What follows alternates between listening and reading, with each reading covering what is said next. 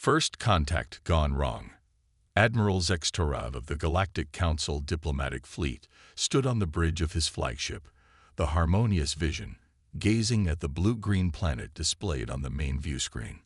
Earth, home to the newly discovered species called humans. His 4 eyes blinked in sequence, a sign of deep contemplation among his kind. Admiral, our sensors have detected over 200 orbital defense platforms surrounding the planet, reported his second-in-command, Commander Vril. For a species that only achieved FTL travel 3 cycles ago, their militarization is concerning.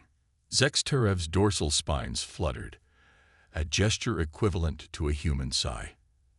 As expected, the preliminary data suggested they evolved on a death world. Their history is defined by constant warfare. Then perhaps the Grand Counselor was correct. We should maintain our distance and observe longer before initiating contact. The Admiral's upper set of eyes narrowed. The decision has been made, Commander. Standard first contact protocol will proceed as established. The Council has welcomed over 300 species into our community over 10,000 cycles. One more aggressive species poses no significant challenge to our methods. How terribly wrong he would soon discover that assessment to be. Dr. Elena Reyes, Earth's foremost xenolinguist, paced nervously in the United Earth Defense Force headquarters. Around her, military personnel bustled with barely contained tension. 12 unidentified vessels just appeared at the edge of our solar system, announced General Harrison, his weathered face grim beneath silver hair, size and configuration unlike anything in our database. First contact, Elena whispered, her heart racing. Everything she had trained for her entire career was about to happen. Have they transmitted anything? Harrison nodded. A signal on multiple frequencies. Your team's analysis. Dr. Reyes reviewed the data on her tablet. It appears to be a greeting protocol. Multiple mathematical sequences establishing basic communication parameters. She looked up, excitement breaking through her professional demeanor. They're introducing themselves, General. Or they're assessing our technological capabilities before attacking, countered Admiral Chen, head of Earth's defense forces. Those ships have enough firepower to vaporize our entire fleet. Elena shook her head vehemently. A species advanced enough for interstellar travel wouldn't need to trick us. If they wanted us dead, we'd be dead already. Perhaps, General Harrison interjected, but humanity hasn't survived by being naive. Dr. Rice, you'll compose our response, but the fleet remains at full alert. On the Harmonious Vision, Zextorov received the human transmission with growing unease. They've replied with equivalent mathematical sequences, Admiral, reported the communications officer. But they've also activated all their defense systems and moved their fleet into intercept positions. As expected from a warrior species, Zextorov replied. Proceed with Phase 2. Transmit the universal greeting in all known linguistic formats. Admiral, interjected his cultural specialist, perhaps we should reconsider our approach. Our standard protocol assumes rational behavior based on self-preservation. If these humans truly evolved on a death world, they may interpret our gestures differently. Zextorov dismissed the concern with a flick of his hand. The Council's first contact protocols have been refined over millennia. Transmit the greeting. They're launching something, shouted a technician in Earth's Defense Command. Multiple small objects deploying from the alien flagship, confirmed Admiral Chen. Trajectory indicates Earth as destination. Likely communication probes, Elena suggested. Standard procedure would be to intercept and neutralize, ordered General Harrison. Cutting her off. We can't risk alien technology entering our atmosphere without proper containment protocols. General, please. Elena protested. This could ruin everything. But the order had already been given. Earth's defense grid activated, targeting the approaching alien probes. Within seconds, precision energy weapons reduced the devices to scattered debris. Alarms blared across the Harmonious Vision as Zextorov watched in disbelief. The humans have destroyed our greeting probes, reported Commander Vril, mandibles clicking in agitation. All 12, simultaneously. Impossible, Zex-Tarev murmured. In 10,000 cycles of first contact missions, no species had ever responded with immediate hostility to the Council's peaceful overtures. Perhaps their defense systems are automated. Transmit clarification signals. Before his order could be implemented, the tactical officer called out, "Admiral, human vessels are accelerating toward our position. They've activated weapons systems." Zex-Tarev felt his blood run cold. Maintain position. Shields at maximum. Under no circumstances are we to return fire. This must be a misunderstanding. In Earth's Defense Command, chaos erupted as data flooded in. "The alien fleet is powering up energy systems," shouted an analyst. General Harrison turned to Admiral Chen. "See, they were testing our defenses. Now they're preparing to attack." "We don't know that," Elena argued desperately. "Their shields could be defensive. Let me try to communicate." "We've tried communication," Harrison said firmly. "Now we show them humanity won't be conquered easily. Admiral Chen, you have authorization for warning shots only. Make sure they understand we're capable of defending ourselves." The first human missile detonated precisely 1,000 kilometers from the Harmonious Vision, close enough to test its shields but far enough to avoid direct damage. It was meant as a demonstration of capability and restraint. The Galactic Council fleet saw it very differently. "They've attacked a diplomatic mission," Commander Vril exclaimed, horrified. In Council space, such an action was incomprehensible, tantamount to declaring war on all civilized species simultaneously. "Defensive pattern Alpha," ordered Zex-Tarev, maintaining remarkable calm.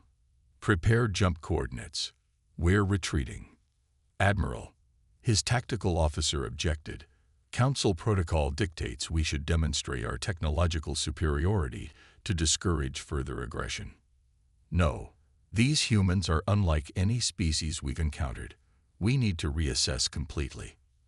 As the Council fleet prepared to jump to FTL, Earth's military leaders interpreted their power surge as preparation for a major attack. In response, they launched a full salvo of missiles, not as warning shots this time, but targeted directly at the alien vessels. The resulting battle lasted less than 20 minutes. The Council's vastly superior technology easily neutralized Earth's weapons, while their defensive capabilities prevented any significant damage to their ships. But in the chaos, misinterpreted signals and panicked decisions on both sides led to tragedy.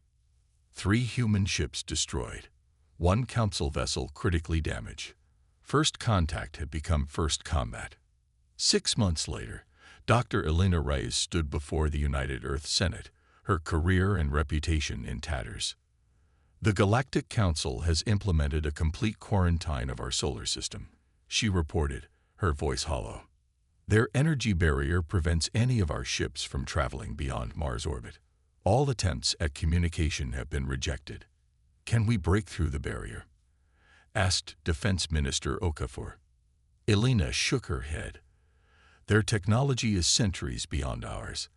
The barrier adapts to our attempts to analyze it, let alone penetrate it. So they imprison humanity in our own solar system," said President Curtinus bitterly. "After they initiated hostilities." "With respect, Madam President, both sides made catastrophic errors," Elena countered. "Their cultural framework couldn't conceive of a species that would interpret communication probes as a threat. Our military couldn't imagine advanced beings approaching us without conquest in mind." "Regardless of who's to blame," interjected Science Director Wilson, "we need to focus on our response.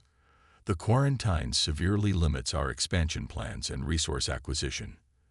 "There's something else," Elena said, taking a deep breath.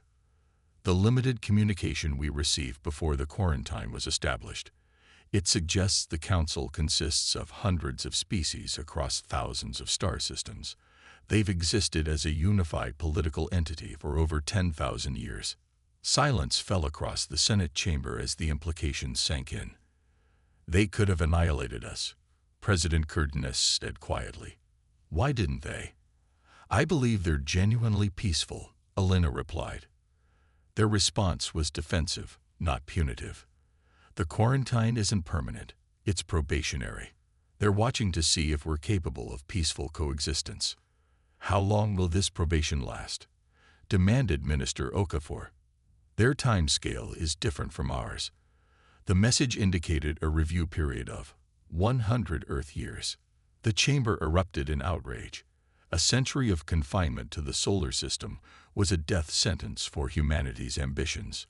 Resources already stretched thin would become critical within decades. Unacceptable, thundered General Harrison.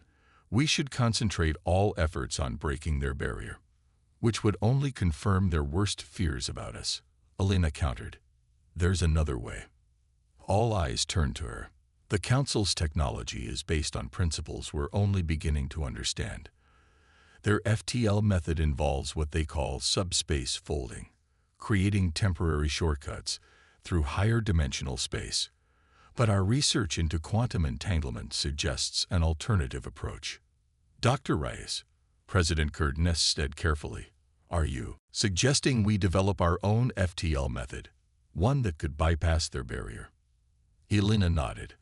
I've been working with Dr. Sanjay Kapoor's team at the Quantum Propulsion Laboratory.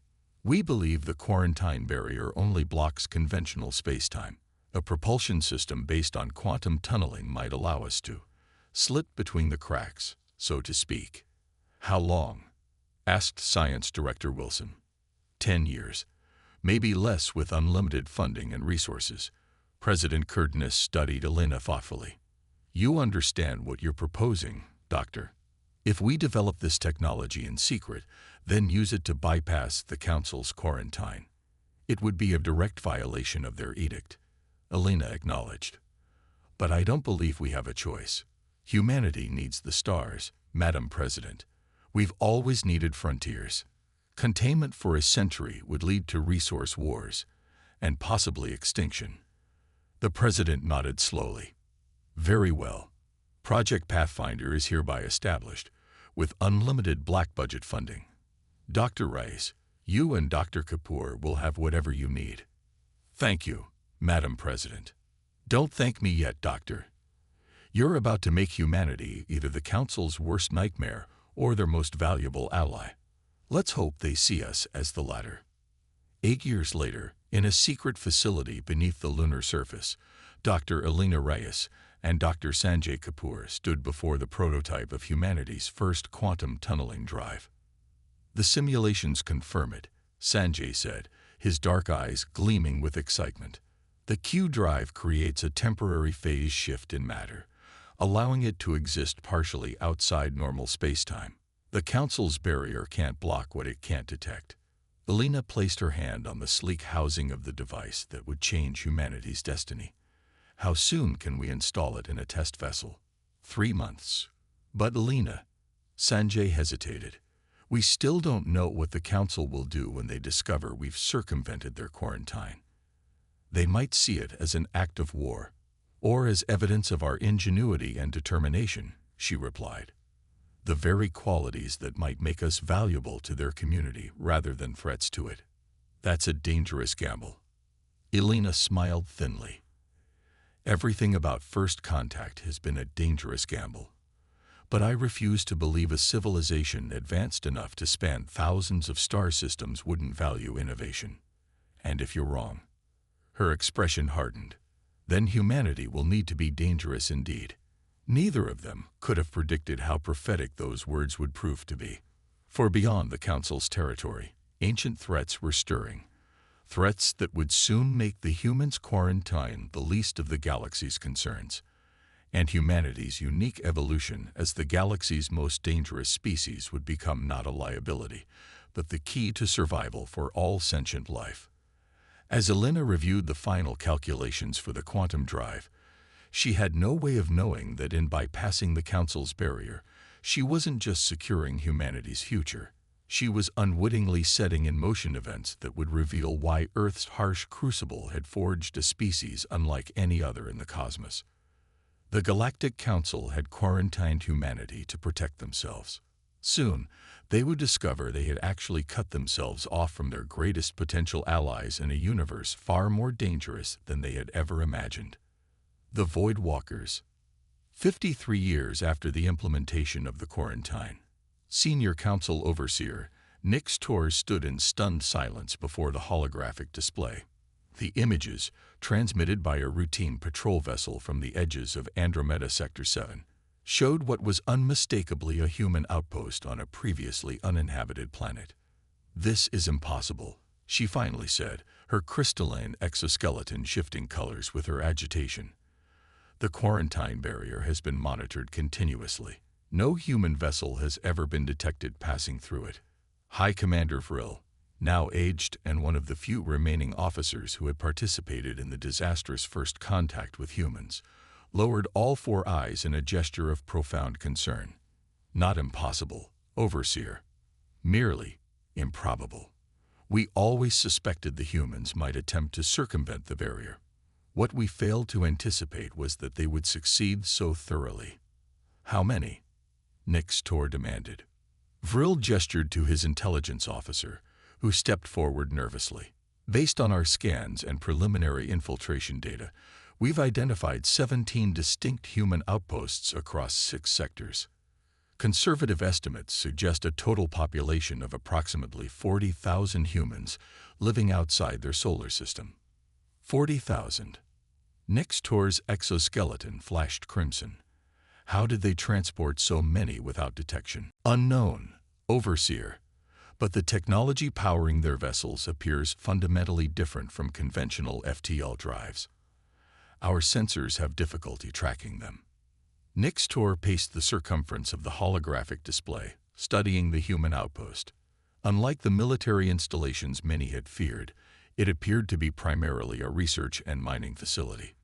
Efficient, practical, disturbingly advanced for a species supposedly isolated for half a century. "We must bring this to the full council immediately," she decided. "If humans have found a way around our most advanced containment technology, every assumption we've made about them must be reevaluated." Captain Maya Okonkwo of the Void Walker Special Operations Division stood at the edge of a cliff overlooking the human settlement on Proxima Centauri, the first extrasolar colony established by humanity. What had begun as a secret research outpost with a dozen scientists had grown into a thriving community of nearly 5,000. "Beautiful, isn't it?" said a voice behind her. Maya turned to see Dr. Elena Reyes, now in her 80s but still sharp-minded and commanding despite her age. As the architect of the quantum tunneling drive that had allowed humanity to bypass the Council's quarantine, Elena was revered among the Void Walkers. "It is," Maya agreed, looking back over the colony with its efficient modular structures nestled into the alien landscape. "Hard to believe this all started with your prototype and a crew of 12 desperate volunteers."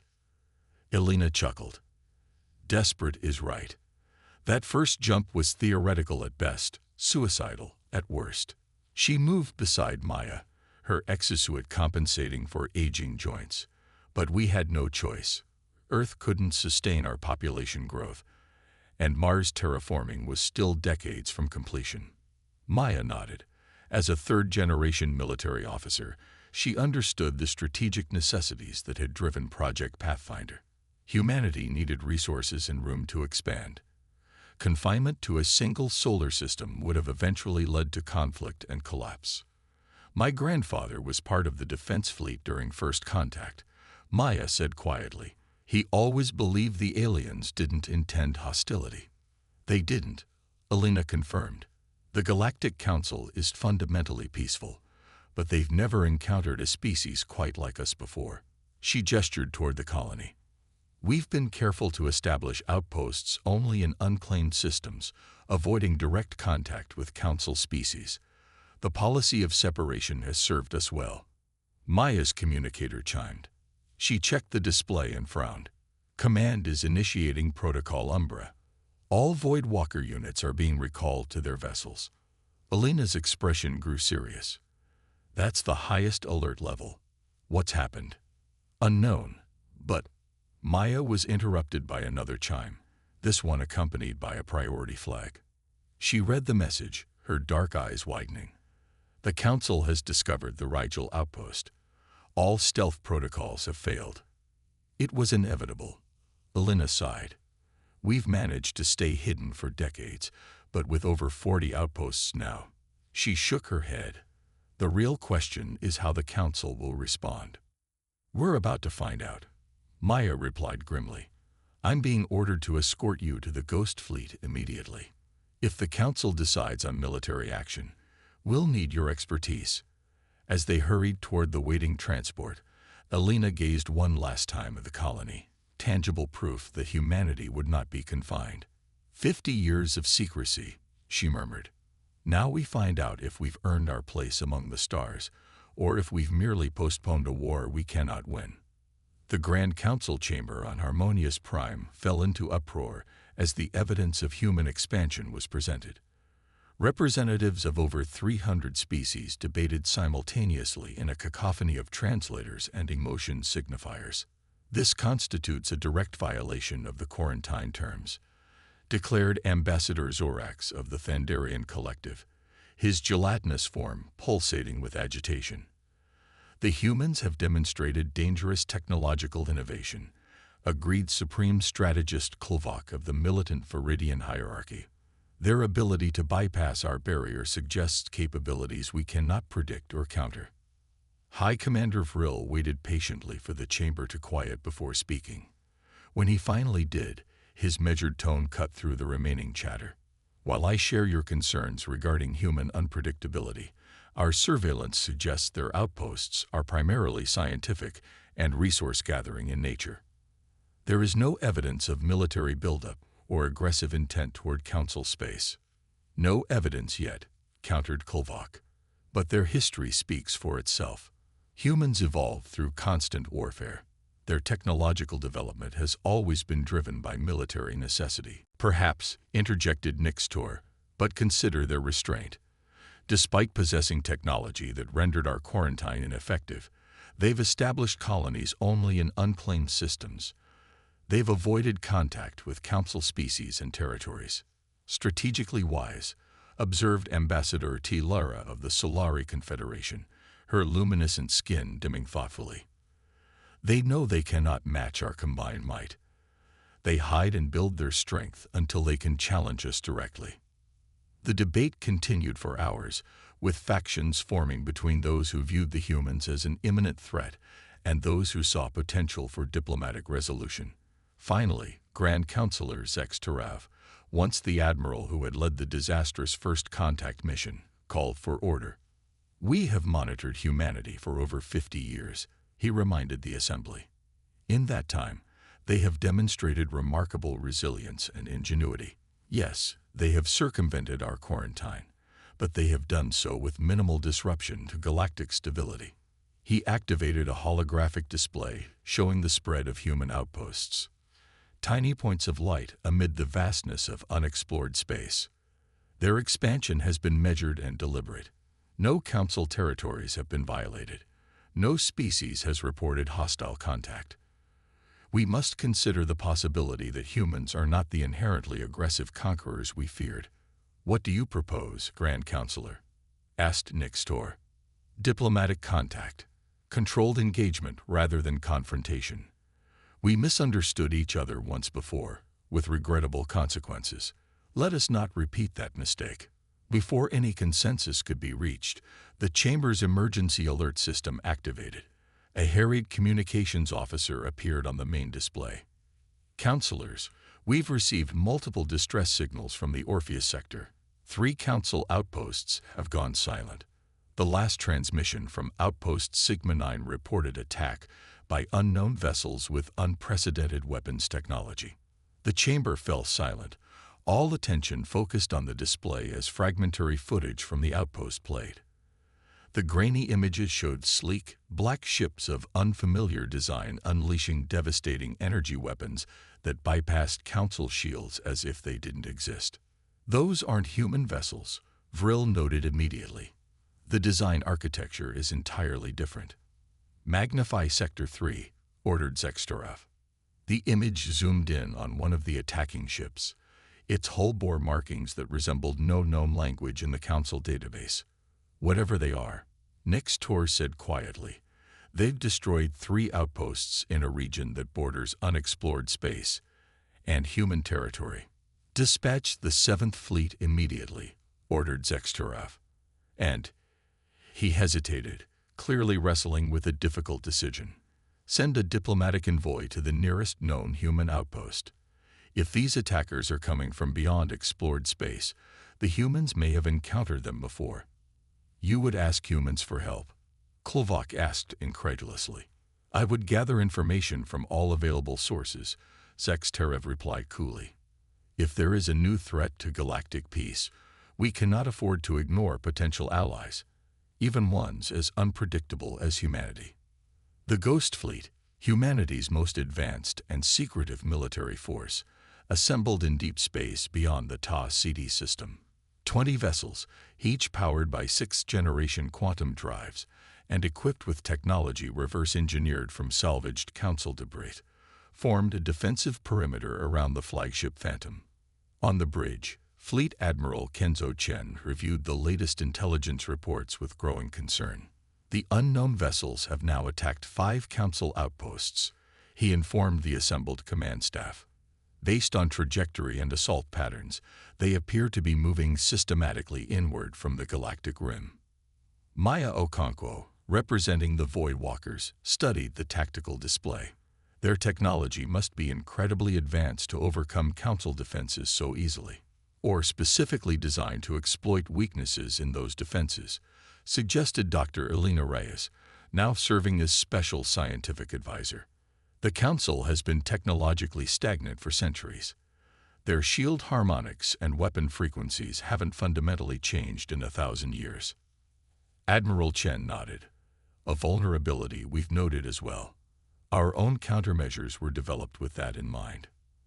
Admiral, interrupted the communications officer, we're receiving a transmission on an unusual frequency. It appears to be a Council diplomatic vessel requesting communication. Surprise murmurs spread through the bridge. It seems our period of secrecy is officially over, Chen observed dryly. On screen. The view screen activated to show a Council envoy, one of the insectoid Thrix species, its chitinous exoskeleton gleaming under soft lighting. This is Diplomatic Envoy Zextorov of the Galactic Council, the translator conveyed. I seek dialogue with human leadership regarding matters of mutual concern. Admiral Chen straightened. This is Fleet Admiral Kenzo Chen of the United Earth Defense Force. We are aware of the attacks on Council outposts in the Orpheus sector. The Thrix envoy's antennae twitched in what might have been surprise. Your intelligence network is more extensive than we realized, Admiral. We've maintained observation posts throughout unplaned space, Chen replied carefully. The Voidwalkers reported unusual activity in that sector 3 days ago. Voidwalkers. Our Deep Space Reconnaissance Division. Chen gestured to Maya. Captain Okonkwo commands one of their units. Zexterev studied the humans with compound eyes that revealed nothing of his thoughts. The Council requests information regarding these attackers. Have you encountered them before? Not directly, Chen answered. But we've detected anomalous energy signatures in that region for approximately 6 months. Our scientific analysis suggested they might be probe vessels testing defenses. And you did not warn the Council of this potential threat. Elena stepped forward. With respect, Envoy Zextorov, the last time our species attempted communication with the Council, we were placed under quarantine. We had no reason to believe our warnings would be welcomed or heeded. The Thrix's antennae drooped slightly, a gesture of acknowledgement. A fair observation, Dr. Reyes. I recognize you from the historical records of our first encounter. You advocated for peaceful communication then. I still do, Elena replied, which is why I suggest we combine our efforts against this new threat. The attack pattern suggests these entities are methodically eliminating outposts to clear a path into more densely populated regions. If they continue their current trajectory, They will reach human colonies before penetrating further into Council space. A concerning analysis, Zextarav admitted. The Council's 7th Fleet has been dispatched, but will require at least 26 hours to reach the affected sector. Admiral Chen exchanged glances with his officers before making a decision. The Ghost Fleet can be on station in 8 hours. We've been developing counter-technologies that might be effective against these attackers. You would defend Council outposts? Zextarav asked, surprise evident despite the translator's flat tone. We would defend against a common enemy, Chen corrected, and perhaps demonstrate that humanity is not the threat the Council has assumed us to be. After a moment's hesitation, Zextarav inclined his head in the Thrix gesture of agreement. I am authorized to coordinate joint defensive operations. Admiral, the Council would welcome your assistance. As preparations began for humanity's first cooperative military action with the Galactic Council, Maya pulled Elena aside. You realize what this means, she said quietly. If we reveal our full technological capabilities, the Council will finally understand how far we've advanced during the quarantine. Elena smiled. That's precisely the point, Captain. For 50 years, the Council has feared what humanity might become if left unchecked. Now they face a threat that their conventional approaches cannot counter, and we have the opportunity to show them that human innovation and adaptability can be assets rather than threats.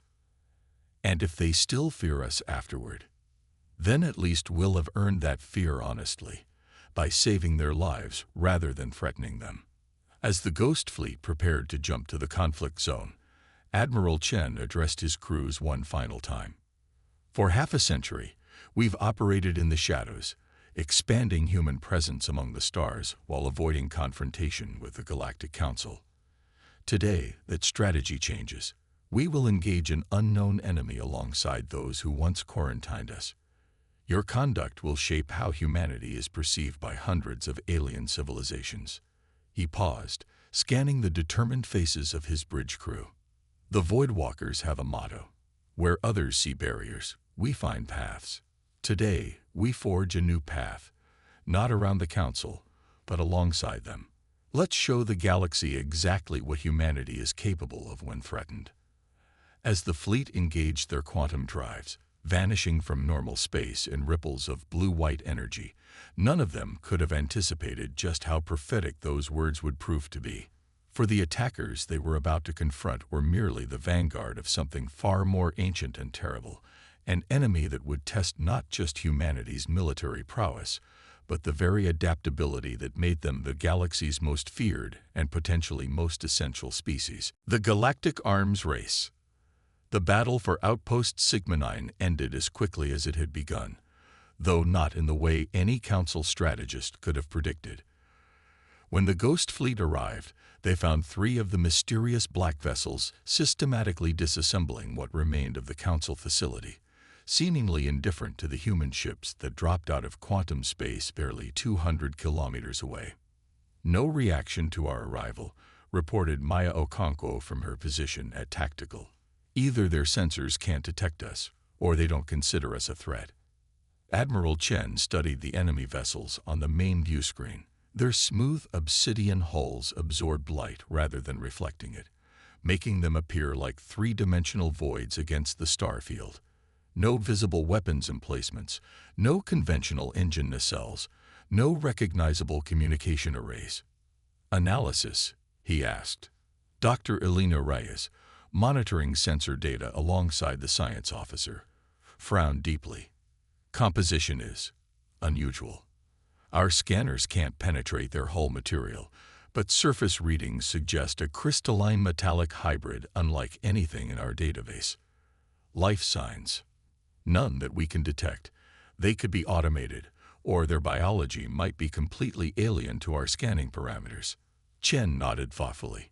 Let's try passive observation before engagement. Captain Okonkwo, deploy a stealth probe. Let's see what they're doing with the outpost debris.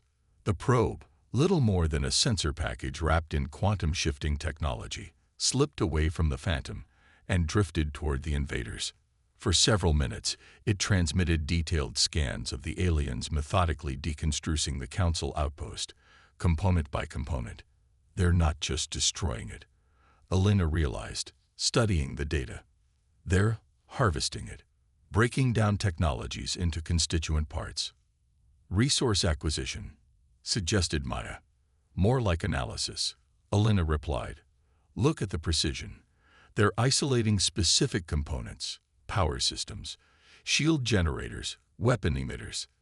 They're studying Council technology. Admiral Chen's expression hardened. Tactical assessment. Maya didn't hesitate. These aren't mindless destroyers. They're conducting technological reconnaissance, identifying capabilities and weaknesses. Standard protocol before a major offensive. Agreed. Which means we need to engage now, before they complete their analysis. Chen straightened in his command chair. All vessels, battle formation Delta. Deploy quantum disruptors and prepare phase cannons. The Ghost Fleet moved with practiced precision, 20 ships arranging themselves into an attack formation designed specifically to counter unknown threats. The quantum disruptors, humanity's most closely guarded technological development, activated, creating localized distortions in space-time that would theoretically interfere with any form of propulsion or energy transmission. On the tactical display, Maya watched as targeting solutions locked onto the alien vessels. Disruptors at full power, phase cannons charged and ready, target locks confirmed. Chen took a deep breath. Fire. The first volley of phase cannon energy lanced across space, crossing the distance to the alien vessels in milliseconds.